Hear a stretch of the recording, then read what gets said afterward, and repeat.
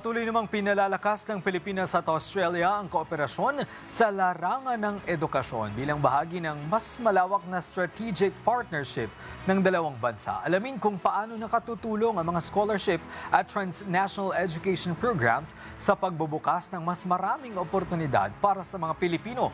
Mula Australia, si Pia Castro sa detalye.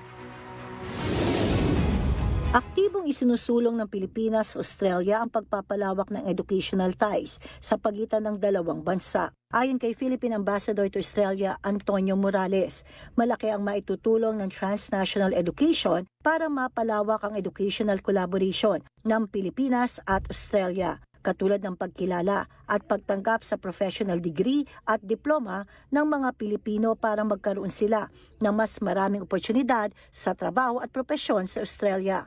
Simula nang dumating ako rito, ang pakikipag-usap natin, pakikipag-ugnayan natin sa kanilang kinaukulan, at kung ano ang kinakailangan nararapat para yung mga engineer natin, mga professionals, ay kilalanin ang kanilang mga degree dito, accreditation of degree. Dahil sa strategic partnership ng dalawang bansa, maraming mga kababayan natin ang nabibigyan ng oportunidad na mag-aral sa Australia. Sa tulong yan ng scholarship sa larangan ng military defense, medicine, information technology, agriculture at iba pa.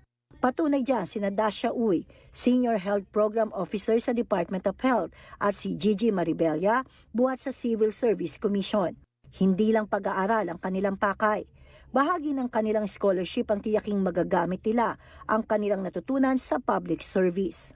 We will definitely implement our individual re-entry action plan. So ibabalik namin sa home country. It's just a lot of being able to understand kung ano yung best practices dito, kung paano nila ginagawa, how we can apply that to policy and health promotion programs in the Philippines.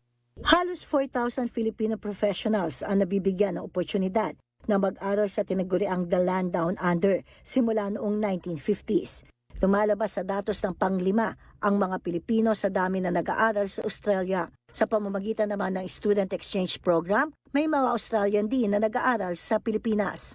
Pia Castro, IBC News.